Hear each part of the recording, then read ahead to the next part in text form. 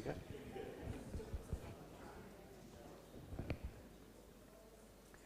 Good evening. How lovely to see you. We've not done anything like this since BC, before COVID, and so you don't know whether anyone's going to turn up. So how lovely to see so many of you here tonight, and thank you very much for being here and supporting us on this occasion. A couple of things from me. My name is Alan Jewell, and I work here.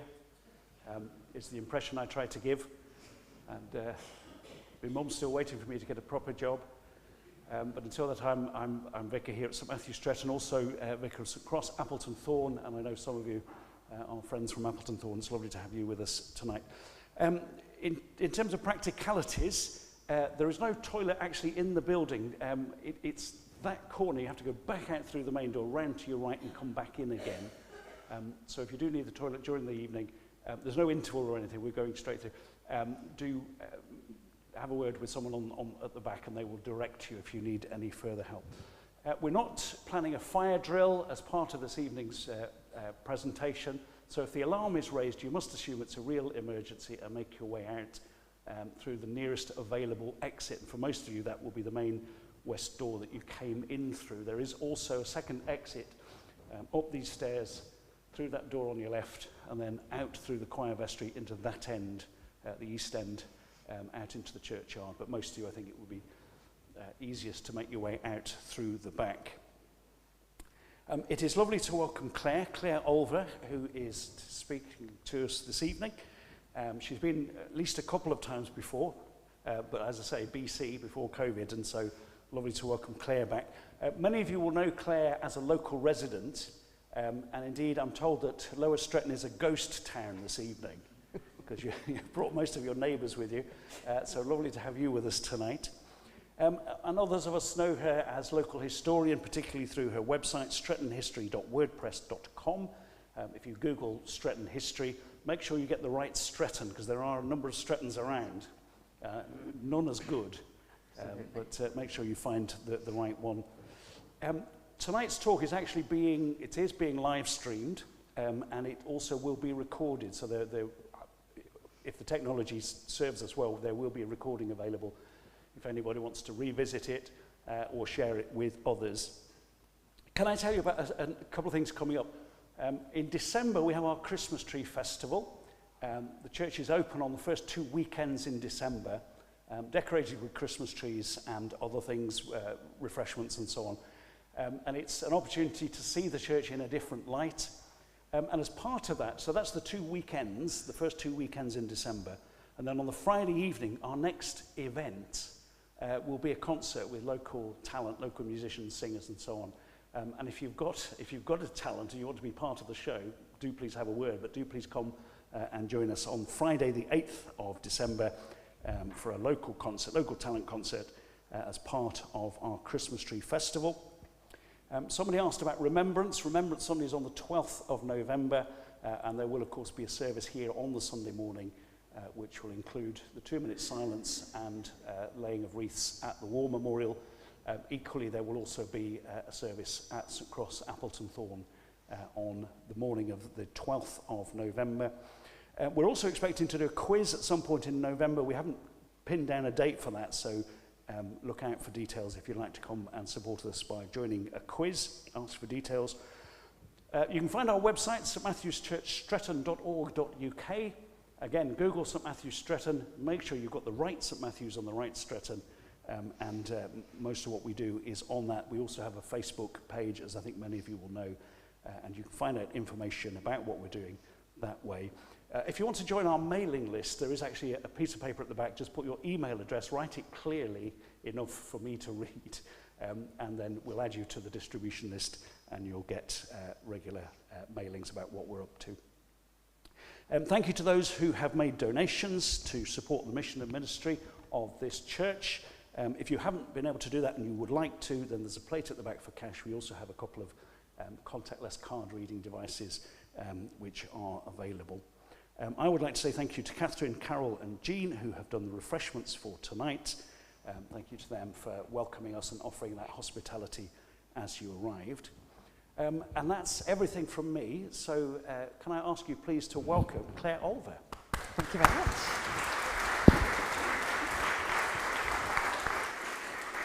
Oh, thank you very much. It's lovely to see so many faces I recognise here tonight. So thank you for coming to support. So you may have been born here, you may have just moved in, but whatever the way, you're all really welcome. And so we're going to do 6 stories of Stretton, and handily, they're all going to start with the letter S. So, first off, we're going to set the scene. And my question is, where is Stretton? And that's not such a daft question. So when you think of Stretton, what picture do you get in your mind? Do you think about the crossroads, or do you think about the church, the Hollies, the school, the motorway roundabout? I mean, that's where it seems to get most fame.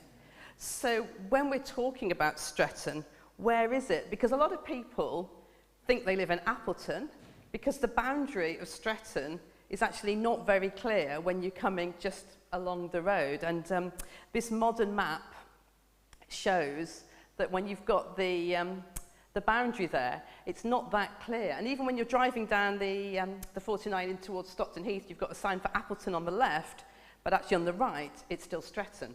So the boundary of Stretton on the map here shows where it is. So it goes right down to past the Hollies, and then the other way up to Owen's Corner. Even before the motorway, there were always 2 bits of Stretton. So the motorway came in about in the 1970s, but it was always very much Stretton and Lower Stretton. So it's not been helped, I think, by the motorway, but there always were 2 complete different parts of the village. Or should we say the township? Because that's the word that we would use to describe Stretton before it became a parish. And the townships are all responsible for the care of the poor and looking after the law and order.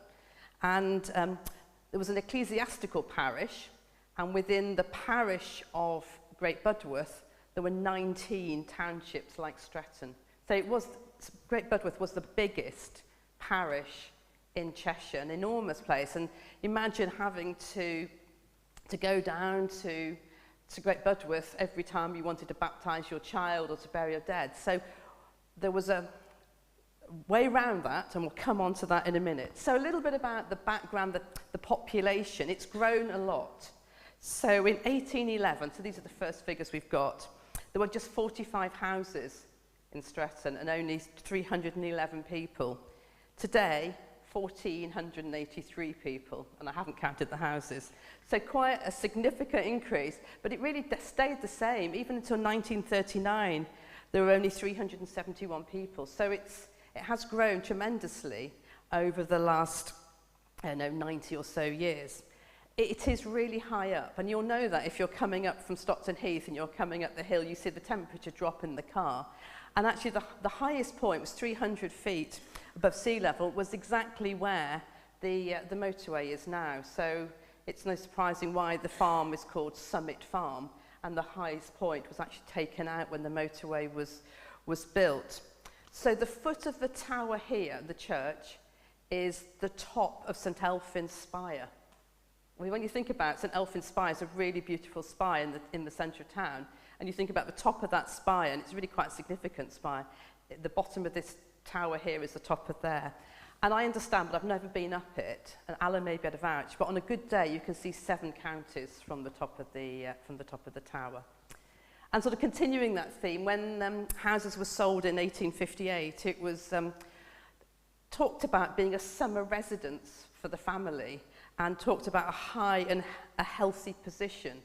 And you can imagine that, thinking about all the industry and the wire works, everything going on in Stockton Heath and in Warrington, and how much lower it is on the Mersey.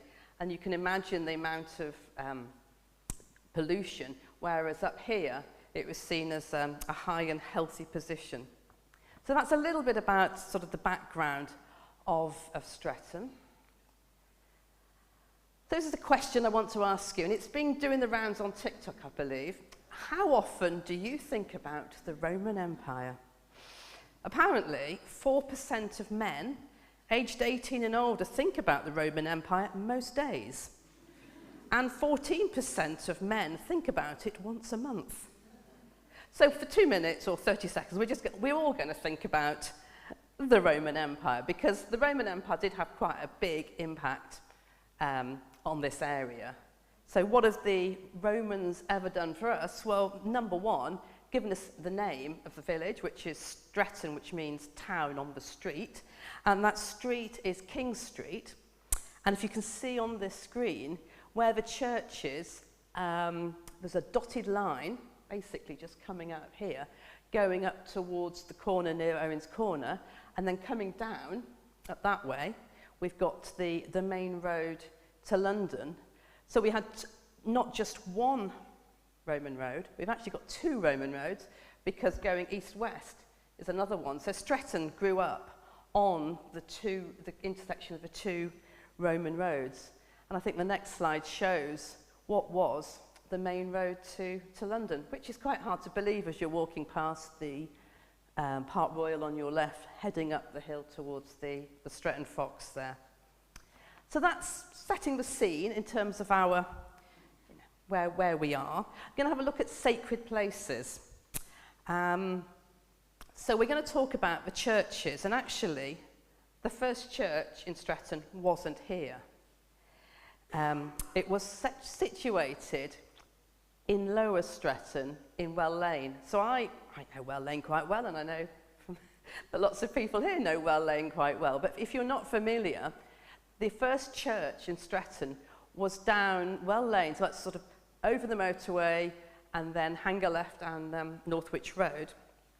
And the church was built around 13th, 14th century for the Starkey family, and they were the lords of the manor.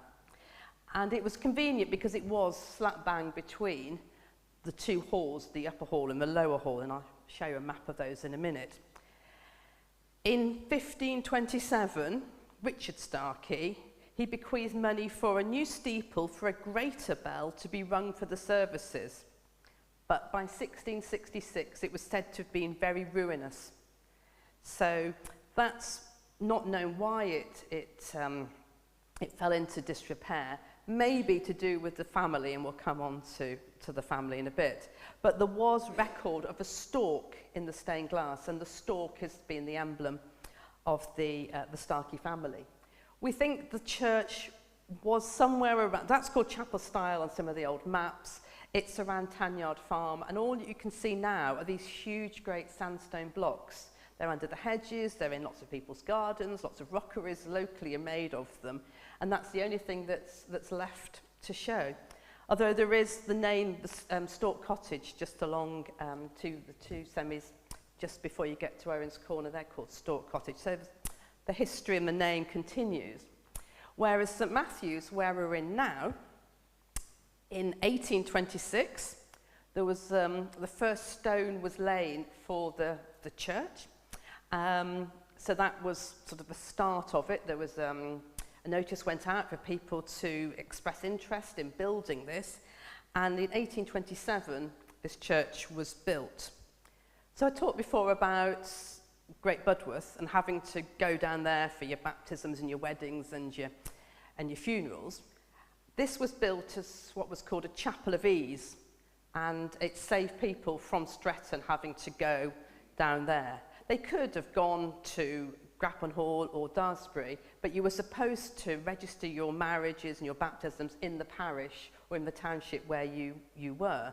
And Daresbury is a separate parish, even though it's quite close. And the same with St Wilfrid's at Grapon Hall. So everyone from Stretton, because of where the boundary was, had to go down to Great Budworth. So much easier for local people to be able to use this building here. And I say this building because it wasn't like it is now. So it was originally described as an uninspiring Gothic structure with a tower. What we see now was rebuilt in 1859, and the chancel was added, and it was under George Gilbert Scott, who was a really famous architect, and you think about some of the other buildings that he designed. So that's a little bit about the building. Now, what about Alan's predecessors? Because Alan's been here for some years, but there's been a whole stream of vicars here before. So the first vicar started work here in 1828. So, you know, more or less as soon as the church was built. Reverend Richard Janyon was the vicar.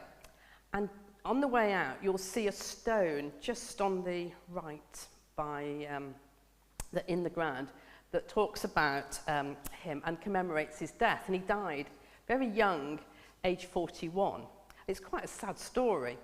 And the reason I've put this map up, and it's the Wilderspool Causeway, and it probably doesn't look like you imagine it looking today. So the actual road's probably still the same, but actually if you look, it's called a causeway because it was slap bang next to the River Mersey.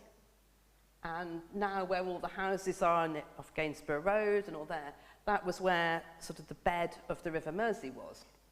And this is a map from about 1860. So what I'm talking about is a bit before that, 1830. And even the other map I've got of 1846 shows it as a really, really rural, quite uninhabited sort of area. So you can imagine it being quite rural, even though these days it's completely built up. So this is a story about Richard Janyon. So on Thursday evening last, he had been assisting at a lecture in Warrington. About 8 o'clock in the evening, he walked towards his residence at Stockton Mount, so that's in Stockton Heath. The wind being excessively boisterous at the time, and having advanced halfway on the road between Warrington and Wilderspool, he was struck upon the head by a limb, which was detached from a black poplar tree. And that was because of the violent gale. It fell upon his head from a height of 40 feet. Almost total insensibility immediately ensued, and he lay upon the ground, blood flowing profusely from his wounds at the time. 5 men very soon passed by, and supposing the unfortunate gentleman to be intoxicated, they travelled on till they met a constable, to whom they said, "A man lying on the ground required his aid." The constable immediately recognised Mr. Janyon, and having procured assistance, walked him to his house at Stockton Mount, a distance of about half a mile. He did not speak during the walk, but when he entered the house, in reply to a question if he would like to go upstairs, he said yes. That was the only word which he uttered until his death, which took place 10 hours later. So that was a very sad ending of the young vicar who had only just started work here, sort of 3 years after he began. He was then superseded by Richard Greenall, so you think about the Greenall Brewery, and actually his grave is just in the centre as you walk through from the car park. And then we had, when he died, then the church was rebuilt again under Scott as a memorial. The next one's not quite so good, really. So the next vicar, it's a bit of a Me Too moment for Stretton, where we have the canon up in court, Reverend Henry Dodd, and it was reported very, very widely in all the papers because he was, I think, politely over-familiar with the maids in the vicarage. And when you read the reports, that sort of makes light of it, really, because it must have been awful for the young girls, and it was really their word against his. Anyway, he was summarily dismissed, and as you might imagine, it was different times. He then popped up somewhere else. So we talked about coming all the way to saving time to go to Budworth, so people could come and register their births of their children here in Stretton. And you'll see that quite a few of them are from Appleton, and that's because Appleton was part of the parish of Stretton. And you can see the names. And this is until 1837, when we had national registers of births, marriages and deaths. This is how we knew people had been born, married and died. So it was entirely down to the registers within the church. So that's the births, and then we've got the burials. And I think this is just the first page of the burial records here, and you'll see, how young the children were, and how many children. So the infant mortality was really, really high. So, and then finally, where did the vicar live? Well, at the old vicarage. It wasn't the old vicarage in those days because it wasn't the vicarage. Across the road, and if you stand in the car park of the church and you just look across the road, then the part of the Park Royal now where the kitchens are is where the vicarage, where you can see sort of the original windows. Obviously it's been massively extended and changed. And then the new vicarage, which is now the vicarage, was built in around 1931. So that's where we are. So you'll note right from the beginning that actually the foundation stone, 1826. So that's 3 years off. We're now 3 years off the 200th anniversary of St Matthew. So I think there may be some plans coming together to celebrate that, and watch this space, I believe. Right, on to our third story, and this is about the Starkeys. And I've given you a little bit of a flavour about this because we talked about the chapel where they lived, and the symbol of the Starkey family is the stork. So the main part of the village wasn't here, it was where the chapel was, which was over in Lower Stretton. And the whole village was owned by the Starkey family. They had two arms, the hall and the lower hall, and actually the lower hall was the main branch. They weren't great as Lords of the Manors, and lots of the land had to be sold off. And then there's a great phrase that talked about them languishing, which I thought was a really good description. So bit by bit, parts of Stretton was sold off. So this shows the hall and the four main areas, original areas of the village where the bigger houses were. So we've got, on the far left, we've got Wall's Pit, and I'll come on to that in a second, because it's not called Wall's Pit House anymore. Then we've got Stretton Hall, which is still there. We've got Lower Hall, which was more important than Stretton Hall, and that's been demolished and rebuilt. And then Moss Hall. So Moss Hall is, if you come along Stretton Road, it's there, and it seems, Moss Hall isn't, sorry. Moss Hall is down Well Lane. Mosswood Hall is off on Stretton Road. But you can see how close these properties are, and then say Mosswood Hall just a little bit further off the top of the map there. So this is showing you really how close all of these main houses were, and how people got between them by the footpaths. If I put the footpath sign, you'll see how people walk between them, and that's why the chapel would have been just there, Tanyard Farm. So very handy for the big houses. So this is the slide of the hall. There you are, which you'll have may have seen, and it's up, it's down off Northwich Road, up appropriately called Hall Lane. I don't think it's been called Hall Lane for, and yeah, the names of the lanes have developed over the last few years. In many previous documents I've read, it talked about Smith's Lane, because that was the name of the tenant farmer that lived there before. So the Starkeys, not the main branch of the Starkeys, but the other branch of the Starkeys lived there. But there weren't really any other big landowner families. So the main ones that started to develop in the 19th century was Thomas Lyon from Appleton Hall, and he started amassing lots and lots of land, quite aggressively as well.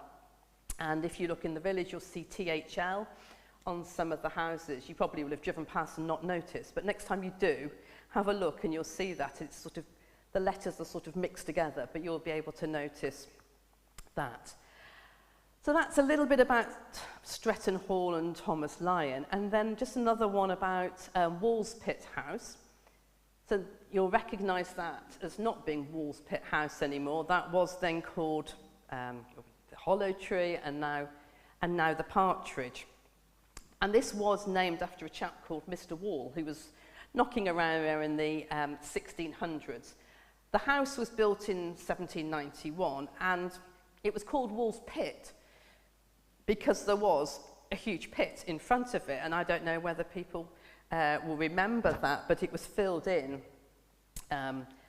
right at, it was used for washing potatoes. It had been created by digging out to marl the fields, and that created the pit. It was very wooded around, so it's really quite hard to imagine if you go there now, to imagine how wooded it would have been around the house. And it was owned by the Whitley family, and it was quite well off. So it was at the start of the 20th century, so not that long ago. It was one of only 2 houses in Stretton that had indoor sanitation. Everywhere else had to get their water from wells. We've got names like Well Lane, so it sort of gives a bit of a clue. And the connection with Woolspit House and the Whitley family is Charles Darwin. So they were big friends, all connected, and actually the owner, or Charles Whitley, was the founder of Durham University. So there was lots of interest in sort of a science, and Overton was around. So it was quite, it must have been some interesting conversations. And apparently there was an inscription on the old hollow tree bar from Charles Darwin. I've not been in to ask whether during the renovation from the Partridge that was retained, but that was the story.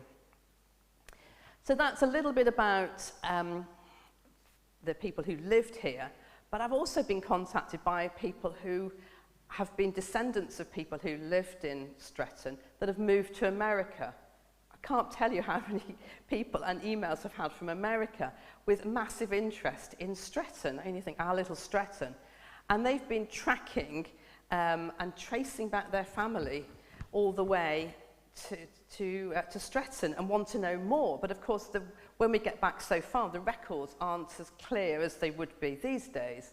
So I thought I'd give you a little bit of just to remind me really where we are in terms of the emigration to America from Stretton. So we start off in 1620, and everyone's heard about the Mayflower. But not long after that, only 17 years, we had the Eatons from Antibus/Great Budworth. And this whole area was quite strong in Puritanism, and they wanted to go and escape from persecution. Not long after that, another 20 years, we've got the rise of the Quaker movement. And down at Frandley, actually Chris is here, so just round the corner from where Chris lives, there's the Frandley Friends meetings, the meeting house for the Quakers. And that is apparently where George Fox preached to over 2,000 people. So you get this huge rise of interest in Quakers and lots of persecution from the established church. And then we come on to Daniel Williamson, and I'll talk about him in a second. So he was born in Stretton. And the Quaker meetings continued at Frandley. There was lots of persecution. They were arrested, they were chased. And in 1683, Daniel left to go to Newtown in Delaware. So he was born to Margaret and Robert in Stretton, and he suffered lots of persecution. They were imprisoned by writs of excommunication, and he left to go to Delaware. And there is a connection with Stretton, a twinning with them, and I'll show you a picture in a moment. And then finally, we've got Thomas Eaton, who also left, and he went to Maryland, and his family have been contacting me quite recently as well. They want to trace the way back, and there's loads of DNA analysis, and there's websites around the Eaton families. I mean, you cannot believe the interest in our Stretton from people across the pond. So there you are. So this is where they all landed on the east coast, and in really quite not too much time between them. So that's a bit about the interest that's going on at the moment across the pond. And then yes, so Daniel Williamson, he was the guy that left and went over to America, and there's been a connection of twinning. I think the Derbyshires, who chaired the parish council a few years ago, they went over there, and there was a formal twinning between Stretton and Newtown there, and he was really one of the founding members of this town. And then the other sort of connection, the final connection, sort of famous people connected with Stretton, is there. I love this picture. I was trying to find a picture of Michael Portillo. But actually, I found something much better. It's a whole load of people trying to be Michael Portillo. The only thing they're not holding, oh yes they are, in the centre, is their Bradshaw's Guide. And the Bradshaw Guide was printed by George Bradshaw, and he was also a Quaker, and he met his wife, Martha Derbyshire, who lived in Stretton. So there you are. So that's another bit of connection with Stretton. He died quite young, actually, but his wife moved to Manchester, and she died aged 75. So that's the third of our 3 stories. And then the next story is around Stretton School, and I know lots of people here either went to Stretton School or had children that went to Stretton School. So that was built just after the church was built in 1838, and Richard Greenall was he was the moving and shaker for getting all this ready. He got the grant to enable it to be built. And actually, many people know, but just in case you don't, the original school building is just along Stretton Road. You probably don't notice it because it's behind a hedge. And then there was a girls' school as well, and that was on the corner of opposite the Cat and Lion. So it was for the education of youth in the principles of the true Protestant faith and for otherwise promoting the worship of Almighty God. So it was quite clearly structured as to what it was about, and there were 65 to 14-year-olds. So there was the boys and the girls were kept separate. This, I think, is the first photograph that we've got, and it's from 1908. In 1880, the boys and the girls, they came together, and the outside toilets, you'll be glad to know, were built just after the turn of a century. So it would have been quite a tight setup, for there was 117 children in 1914. So it's about just under half what it is today. But despite the 114 accommodation, there was only about 85 that attended. And this is a picture taken just around the Second World War. And one of the stories was about the impact, and it was told to me, about the back of a schoolyard. There were 2 air raid shelters covered in earth and sand. And the children would have to go down in single file from the classrooms, down some steps and inside to practice. It was dark, but they had to sit on benches facing each other, helped by the teachers' torches. It was a bit wet underneath, but our shoes were kept dry by some duck boards, just like the pictures of World War I. So that was, these children would have experienced that. In the 1950s, it was decided that we really did need to have a new building, but it wasn't until 1980, the new building. And at that time, it was the oldest school in Cheshire. So the teacher was called Mrs. Lawrence, and she left just before the new school started in May 1991, and that's a photograph of her. So it opened with 115 pupils and 4 teachers. So that's St Matthew's School. And now on to our 5th story. This one's really new, and I've only just been doing the research on it, and more stories are coming out. And it's quite, it's a little bit too close to home and quite unexpected as well. So first of all, I have to explain, and you probably won't be able to see, but I'll explain what this is. This is called a land tax return. And in days gone by, you didn't necessarily own the house you lived in. In fact, it was really unusual to be an owner-occupier, particularly for farms, but for cottages. You rented off your landlord. And this return talks about how much tax was paid, and who the name of the proprietor was, and the name of the occupier. And the date of this one is 1803. And we've got all these records from 1780 through to about 1830, and they are available online. And they do take a little bit of reading to understand. So what I wanted to show you is this person here is called John Bradshaw Esquire. So he wasn't your average. And then so he's the name of the proprietor, and the name of the occupier was a chap called Edward Wright. But actually Edward Wright in his own right, he was quite a significant person within the village because he was the tenant farmer for Stretton Hall. So that's the one off Hall Lane that we can see today, the timbered one. And John Bradshaw was the owner. Now he lived down in London, whereas Edward Wright, he was the main farmer. He was probably one of the biggest farmers. There was only one other at the top, which was Mosswood Farm. So Edward Wright was a significant player within the village, and he married a lady called Anne Allen, and they were both from Stretton, and they had about 7 or 8 children. So their eldest daughter, Margaret, this gets a little bit complicated, she marries a James Allen, and it's the same surname as her mother, so you can think it was a mystic connection. She then moves down to London, where her husband was from. And then I started to research a bit more about them and reading through the will.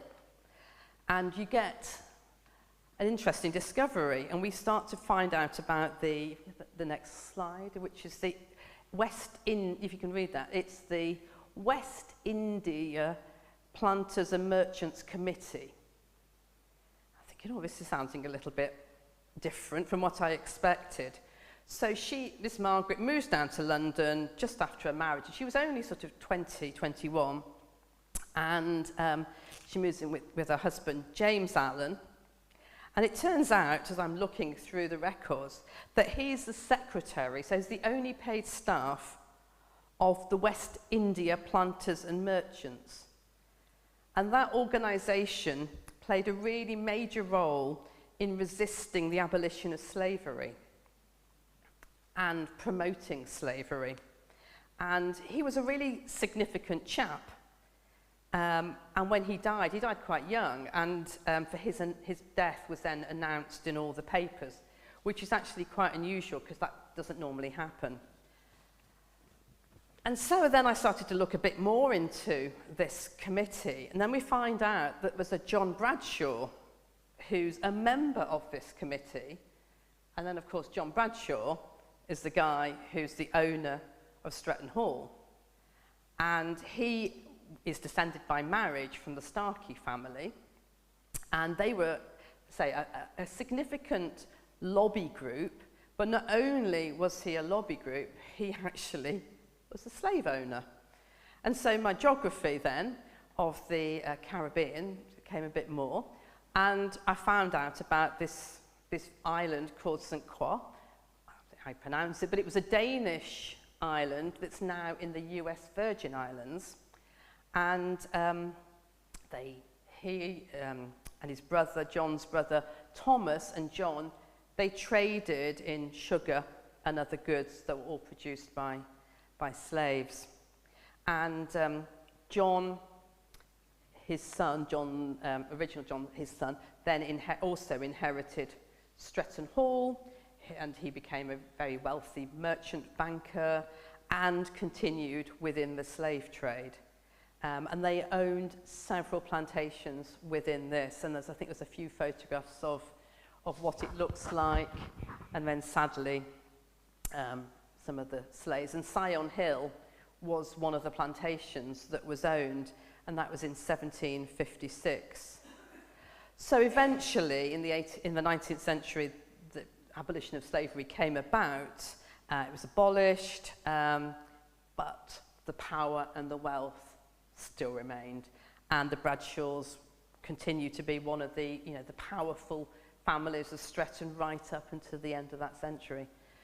So that was a little bit of a shock, really, because I thought I knew about the history of Stretton, and to find that not only you've got the owner of the hall, but acting as a member of this committee, but then his tenant farmer's son-in-law being the paid staff, you still keep that owner and occupier differential between the two. So it was all a little bit too close to home, and something, I say, completely unexpected.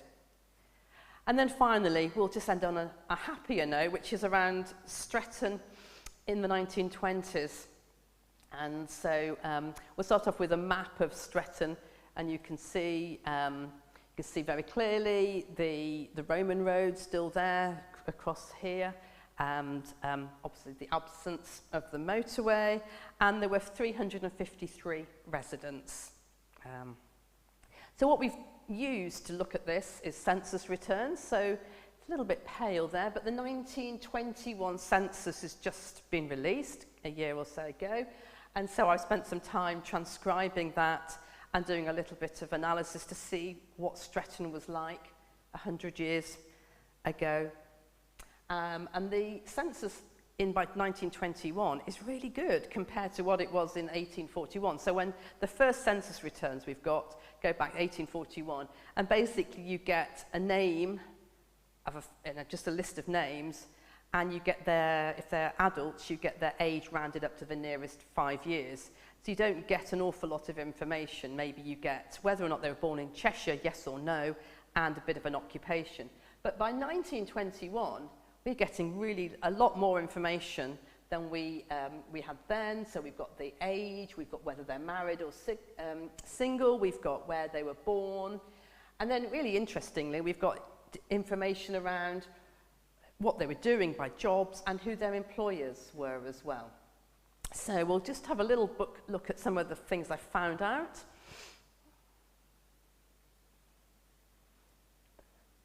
That's it. So the names, I thought it would be a bit of fun to see the names, because it's changing all the time. So first of all, I looked at all of the names, and you'll see the ones in green are the names under 18, and then the ones in yellow are the ones over 50. So going up, so new ones coming in, we've got Elsie, Annie and Edith, and then going down, we've got Sarah, Elizabeth and Alice, so they become less popular. So the older members of the village were called Sarah, Alice and Elizabeth, but we've also got those on the right. However, Mary remains fairly popular all the way through. So those are the most common names, so Mary, Elizabeth, Sarah, Alice, Elsie, Martha and Edith. And then for the chaps, we've got Thomas and James. They've remained fairly constant all the way through. Not as popular as William or John, but John and William are actually for the older members of the population, whereas the ones coming up, the newer names, we've got Edward, Ernest, Harry and Arthur. So not quite as wide-ranging, I think, as if you did that survey today, but nevertheless. And then looking at, I think, where people were born, and there's a little bit more work I'm doing on that at the moment, because the 1941 census and the 1939 wasn't a census, it was a sort of the next best thing that we've got. Didn't actually say where people were born, but I've gone through enough families within Stretton to know whereabouts they were. So I think the next time I show this, we'll have some more information. But basically, we've got the red is where they were born in Stretton, and then you can see that that's kept fairly steady. It's gone down a bit in the 1939. The one I've mentioned in the past has been the yellow one. So this is where they've come from Ireland, the agricultural labourers from Ireland. And I think I've got something like, here we are, 86%, so nearly all of the agricultural labourers in Stretton in 1881 were Irish.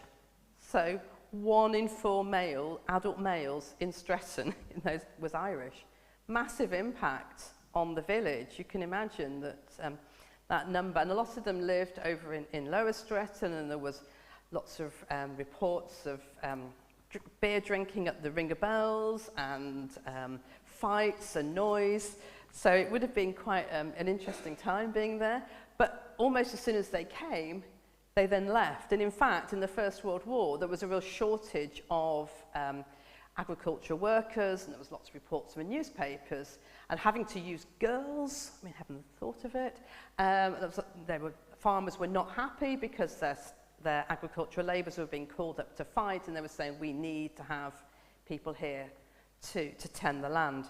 So that's a little bit about where they've born, and as I think we'll see as we go through that people will have been born further and further away. And if you think who's in here tonight and where people were born here, then it's much further away than 20 miles.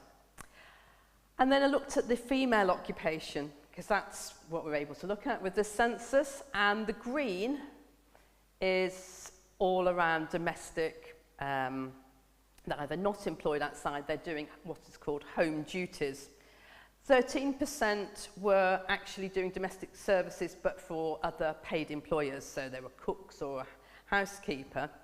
And then out of the whole, only 13% were doing anything other than that. One was a school caretaker, one was a district nurse, there was a clerk, a typist and a waitress.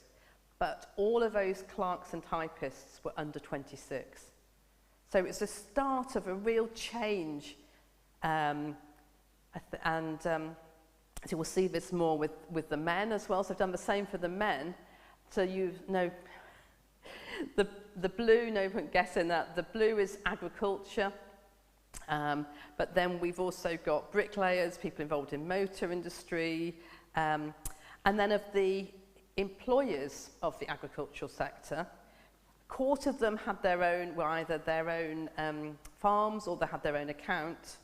And then we've got Moss Hall, so that's down Well Lane, a guy called Joseph Taylor. He was a horse trader and he employed 12% of the agricultural workers. Stretton Hall, we got 7%. Appleton Hall, so that's down London Road where the schools are now. Colonel Lyon, he was quite a big employer up here as well for gamekeepers. He employed 7%. And then Herbert Brocklehurst over on Mosswood Hall on Stretton Road, he also employed 7% of the men. So quite a lot of people employed in agriculture, and that changed as we went through in the next census, the next returns in 1939, a lot less. 1923 was when the War Memorial was erected just outside in the churchyard. And there was a lot of discussion. So, we're not that long after the end of the Great War, and there was quite a lot of discussion around whether or not they should have a war memorial, whether they should have any names on the war memorial, whether they had enough money for the war memorial. So it did go up, but it was quite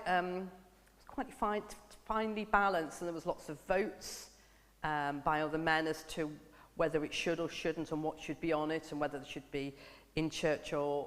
So we think now, we all look at it and we think back, on Remembrance Sunday, but when you actually read through the documents about how it came about, it wasn't quite as straightforward as we might think it is today. There were two families really, because I just thought I'd look through and see there were young men in the village died in the First World War. I wanted to see what the impact was, but I've actually found just two families were still in Stretton of those whose families, or they were their sons actually, who died. One was living along London Road, Frederick Weir, and then William and Elizabeth Simpson, they were living at Tanner's Row in Well Lane, and they were the parents of Herbert. So everyone else had either moved away or were away, but then plenty of young men who had fought in the Great War had returned to Stretton, had married, and were still living here in 1921. And then there's a list on the website of all those people who did fight. Finally, we've got, nearly fine, we've got the school in 1920, where we've got, this is 1923 actually, and we've got Ernest William Bolton was the headmaster, and we've got his assistants were Miss Ellison and Miss Lewis, and they had a lecture was given to the upper classes on the dangers of alcohol. And then this one is the first walking day photograph I think we've got. And I think there's a meeting this evening to talk about resurrecting walking day within Stretton. I think it's over at the Cat and Lion. And lots of photographs around, you saw them before, around walking day. And if you look, there's a little, I was told this, looks like a cat And it's actually, they think it's Felix the cat, and that's enabled us to date that picture. So that was walking day in the early 1920s. That's about as near as we've got. Hatton Lane, so this is coming from Hatton looking at the church, and until 1907 there were no houses along Hatton Lane. And in fact, in 1921 there were the roadside cottages just on the left, sort of there, and then further back Sunnyside and Hillcrest, so they were sort of further back towards Hatton. So Hatton Lane's changed quite a lot, and it's sort of typical ribbon development of that time. And then finally, what was making the news? So I've gone through the newspapers back in the 1920s and picked out a few of the things that were making the news. I have to say, the two things that was every single report was the football team within Stretton. It was obviously nothing else was going on, but the football team was playing all the time, and there were reports about that. And then there was Joseph Taylor, who I mentioned, who was a big employer, and he lived down at Moss Hall, and he was a horse trader, and he did lots of racing, and it's all about his horse one of his horses called Battle Axe. But apart from those, the other things that were making the news in the 1920s was Peter Cleff, who had 104 descendants, which is pretty good going. And I think and he died aged 90, but out of his 10 children, 8 of them rocked up for his funeral, so they were pretty good going. There was a suspected case of foot and mouth, but then it was found not to have been. And I like this next one. Appleton Parish Council, years behind Stretton. So Stretton had a telephone, and Appleton didn't, and they really did need to get a move on. So Stretton ahead of the game. And the Ringer Bells, she gave her cleaning lady a quarter-of-pint bottle of beer and was caught and fined substantial. And the substantial costs were £5. So I think that's where we've got to in terms of our canter through 6 stories of Stretton. I may not have covered all the ones that you want, but if you want to know more, come and have a chat with me. There's lots of information on the website. So just Google History of Stretton, check you've got the right one. And I'm happy to have a chat to you afterwards. Thank you very much for listening.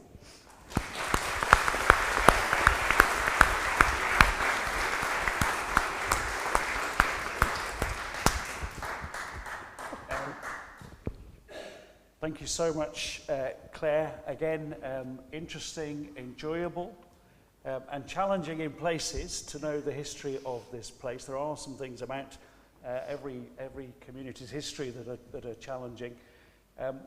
Always enjoyable for me to hear about my predecessors.